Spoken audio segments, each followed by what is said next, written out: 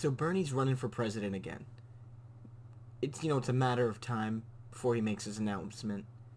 We've heard a lot of rumors about it, some coverage from various sources about how, Bernie Sanders is going to run for president, going to seek the Democratic nomination for 2020. And I'm excited. I don't know about you, but I'm excited. I think that the field offers, some good choices this time, especially someone like Elizabeth Warren. I think there's a lot to like there. But Bernie Sanders is the real deal, I think. And I think he'll continue to enjoy a lot of support amongst the left. He'll continue to engage young people. And he'll continue to shape the discourse going forward.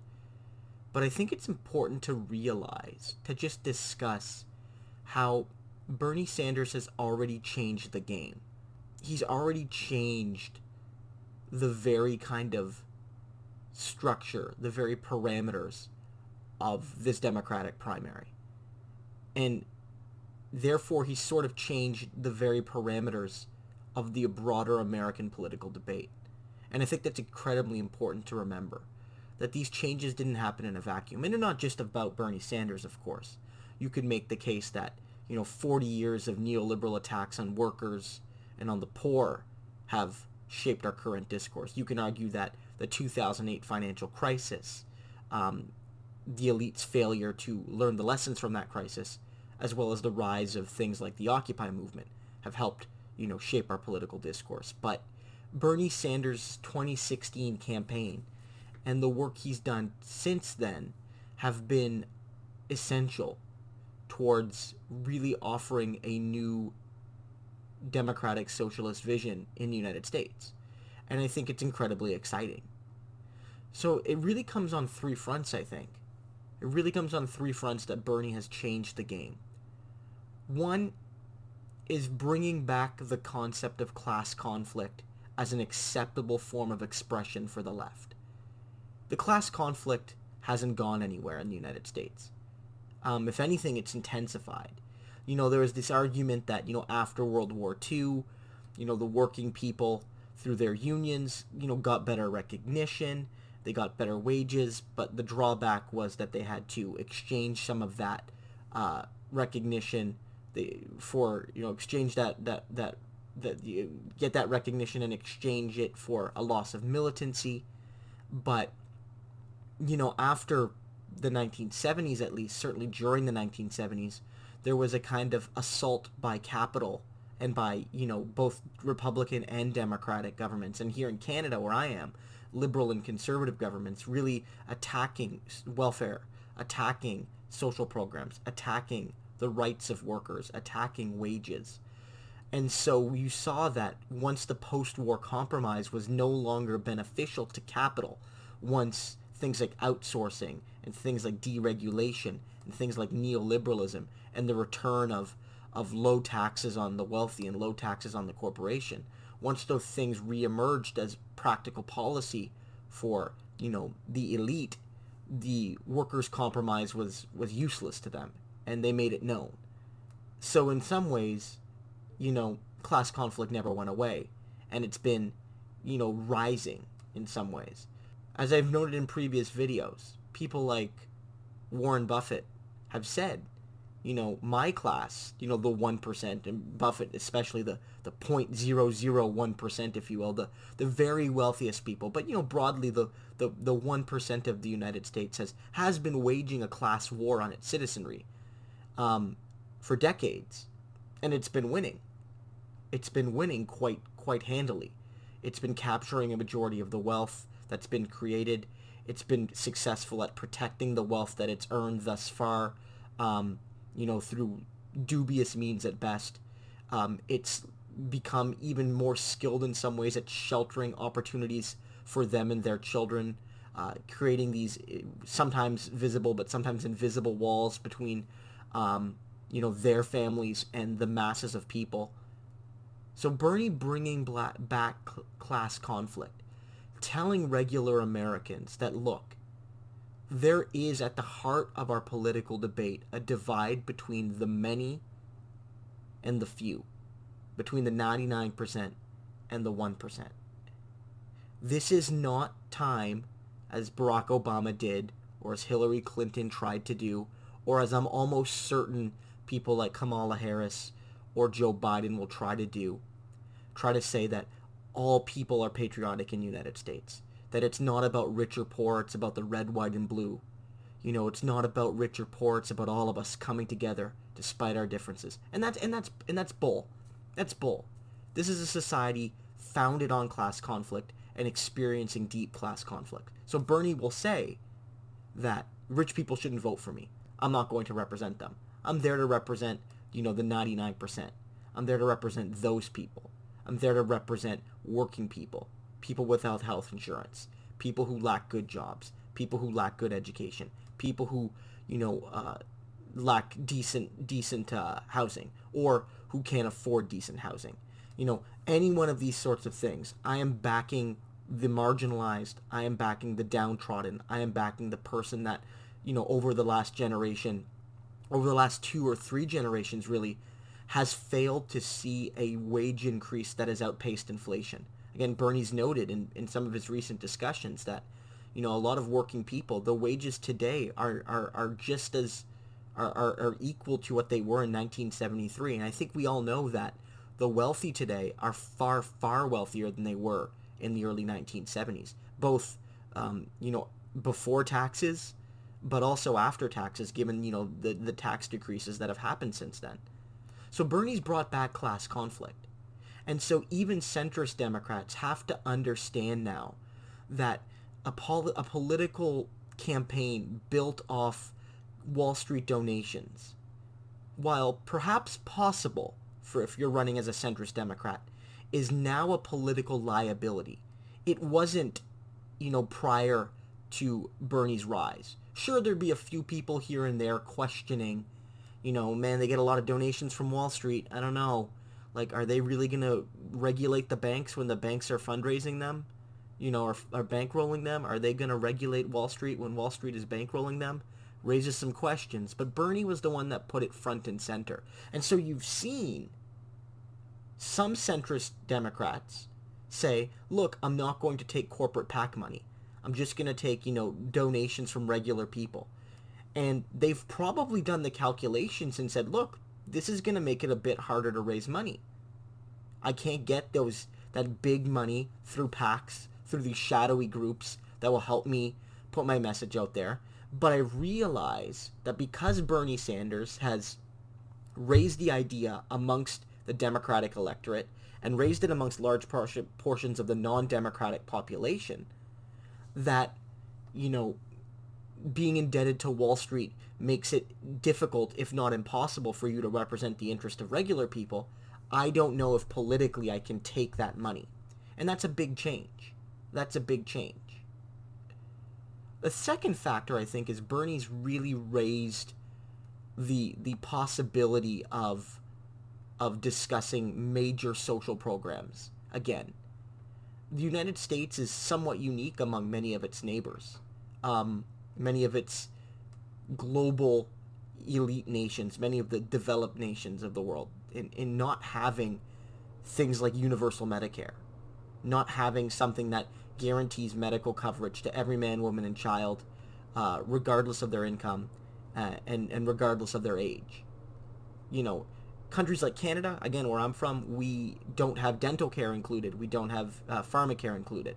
But we do have kind of a general universal Medicare program. And it works quite well. Issues aside, against some of the loopholes that are missing from it. And for a long time, it seems like the Overton window, if you will, which Bernie is just dragging leftward with all of his might. The Overton window, the realm of what was politically tolerable and politically possible, supposedly, didn't include things like Medicare for all. It was a pipe dream at best. Some people hoped maybe Barack Obama's, massive victory in 2008 would bring a universal health care, but it was never to be. It was never to be. And you can say that, well, it was Joe Lieberman who queered the deal and made it impossible to get that passed. And maybe that's partially true on some of the specifics, but I don't believe for a second that the Democratic Party in the late 2000s really wanted a Medicare for all. They really wanted a single payer system. But now that's part of the discussion. Now that's, again, part of the Democratic Party's general ideas. Again, not everyone's going to back it. Some people are going to offer some caveats. But you're not going to see very much success, I think, taking Hillary Clinton's line from 2016 saying that, Medicare for all is a unicorn policy that will never ever pass and Bernie is silly for proposing it. Now, the policy has to be reckoned with. You're going to have discussions about it. And if you're not going to support Medicare for all, you're going to have to offer something much damned better than Barack Obama's, handout to the insurance companies. That's not tolerable anymore. So if not Medicare for all, what? And tell us. Because the voters in the Democratic primary are going to want to know. Those programs now are part of the American mainstream discourse. They might not pass as Bernie Sanders wants them to pass. But they're now part of a kind of broad, and I hate to use this term, but they're part of a broad litmus test for what do progressive Americans believe. And again, Bernie Sanders is a big part of that.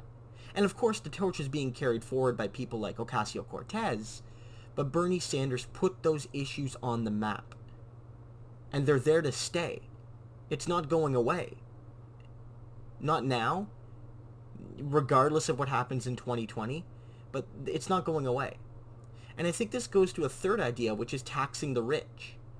Again, for a long time, there was a sort of bipartisan consensus that, the taxes on wealthy people, taxes on corporations needed to be low. The Republicans and Democrats would disagree about the exact amounts, but taxes on the wealthy, taxes on corporations needed to be much lower than they were under both Republican and Democratic regimes in the 40s, 50s, 60s, 70s, etc. That, if whether it was, the specifics of the Clinton or Reagan plan and the differences within, whether or not it was one or the other, the reality was that, that was the general model. That taxing the rich was seen as sapping the initiative of the truly great. And the Democrats and Republicans both had a kind of financial and economic elite within their party. Often they were different types of elite, but the parties were both beholden to the big moneyed interests, right? But Bernie, again, going to this idea of class conflict and going to this idea of improved social programs, was often asked, well, how are you going to change things? How are you going to pay for these programs? And Bernie made it clear. We're going to raise taxes on the wealthy. We're going to raise them on the people who can afford to pay them. We're going to raise them on the people who have benefited from a system that so few others have benefited from. We're going to raise taxes on those people who benefit from a system that is hostile to the opportunities and dignities of the masses of people. That's what we're going to do. So Bernie has made that palatable. Bernie has made taxing businesses higher amounts more palatable.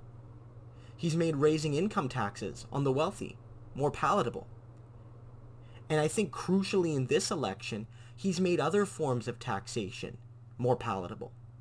Not just income, because again, income taxes are important. I don't want to downplay income taxes. But talking about wealth and estate taxes, I think, is perhaps even more radical. Because that's what really strikes at the holdings of the rich. Really strikes to the core of the intergenerational inequalities of the United States and of other wealthy nations. It's not the year-to-year income, necessarily. It's the generations of wealth that are built up and passed on. So when you see Bernie Sanders say, I'm going to tax the top 0.2% of the richest Americans, and I'm going to tax their estates at a much higher amount, and I'm going to tax their wealth. And you have Elizabeth Warren with a similar kind of proposal to not just tax income, but to tax the wealth of the highest earning Americans.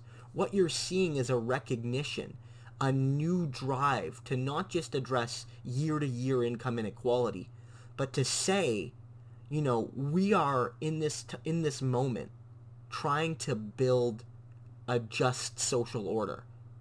And the building blocks of our current society are corrupted by 40, 50, 60 years, if not longer, of unearned wealth by our social and economic elite. And the reality is that if we're going to address that inequality, going forward, we need higher taxes on wealth. We do need that. But we have to address or higher taxes on income, sorry. But we do need to realize that we need to tax wealth and estates if we want to fund the programs that we need to build a just society. Because again, this is not just about, equality in a socialist sense. Many people will say, well, the left supports equality of condition or equality of outcomes. True, Americans, true conservatives and, centrists, we support equality of opportunity. We don't support socialism. America was built on equality of opportunity. But the reality is that without taxing high levels of wealth, without taxing the very biggest estates in the United States of America, you will not address the fact that there is no equality of opportunity in the United States. There is none. There is none for the poor in America today. There is no equality of opportunity. And so the one way you start to get to that is through the taxation of wealth and the taxation of estates and higher income taxes on the richest Americans. Things like Ocasio-Cortez's 70% top marginal tax rates on incomes above $10 million. These are the policies to get there. Again, 10, 15, 20 years ago, these policies would be seen as impossible. They would be rejected by the vast majority of the Democratic Party and unanimously rejected by Republicans. And yet we see more and more Democratic politicians signing on, and I think crucially, and again, this is due in part to Bernie Sanders mainstreaming these policies, more and more people talking about the fact the rich need to pay more. Democrats support it. Centrists support it. Independents support it. And not all Republicans, of course, but, a substantial number of Republicans support taxing the rich. And that means the game has changed. The game has changed. So there's going to be a lot of discussions here as Bernie Sanders ultimately, decides to enter this race and makes that decision formal. We know it's coming. We know Bernie's going to run. We're excited. He's got my support. He's got the support of progressives in the United States, but I know there's a ton of us in Canada who are big Bernie fans and who feel he represents the sort of democratic socialist values that leftists in Canada have. But it needs to be said that Bernie, in a sense, has already had a bit of a victory. That he's shaped what's now possible. He shaped what the average Democratic primary voter will expect. He shaped, even to an extent, what the average American voter will expect. And while I think it's perfectly legitimate and perfectly prudent to ask, are the newly converted progressives who are seeking the presidency, are they genuine in their support for Bernie's ideals? Do they really support Medicare for all? Do they really support raising taxes on the wealthy? Do they really support these broad policies? I think that's a legitimate question to ask. But it's important to note that even if they have to, that they even have to lie, that they even have to pretend, is such a sea change in American politics. Because Hillary didn't really. She made some gestures, but Hillary was clear that, I'm going to run a pretty centrist campaign. Medicare for all, it's never going to happen. Can't happen in America. That's the idea. Nancy Pelosi a couple years ago openly said, our party's a capitalist party, and we'll have no trucker trade with socialism. But now, socialism is becoming more and more accepted in the United States. So I just want people to know that. I just want people to realize that Bernie Sanders has already shaped this primary. And that the winner of that primary, hopefully it's Bernie. Hopefully, if not Bernie, Liz Warren, I would say, personally. Hopefully the winner of that primary has to reckon with the fact that the mandate they'll have is not the same sort of mandate that Barack Obama or Hillary Clinton or John Kerry or Bill Clinton or Al Gore had. This mandate will almost certainly require real hedons of the kind of new, young, diverse left in America that is pushing these broad policies. And I haven't even have talked about Black Lives Matter. I haven't even have talked about the Green New Deal. These are in addition to the broad policies around recognizing class conflict, taxes on the rich, and new social programs like Medicare for All. That's a story for another day. But the reality is, I feel that Kamala Harris, if she's the nominee, or if Cory Booker's the nominee, or if Kirsten Gillibrand's the nominee, the reality is that they're going to win that nomination on the sorts of policies that Bernie mainstreamed just 2 or 3 years ago. And they're not going to be able to dump them so easily. So I think we're at an interesting juncture in American politics. And I think win, lose, or draw in this primary, Bernie Sanders has already achieved one of his objectives. Bernie, I think when he ran in 2015, when he decided, I'm going to run for president, I don't know if in his wildest dreams, frankly, he thought he would do so well. I kind of feel like he was doing it not just to win a primary, but to shape the discourse of the American Republic. And he did it. He did it. And he did it with, I think, fantastic success. And I think crucially, most crucially of all, while he didn't win that primary, he's touched young people in particular. He touched millennials in particular.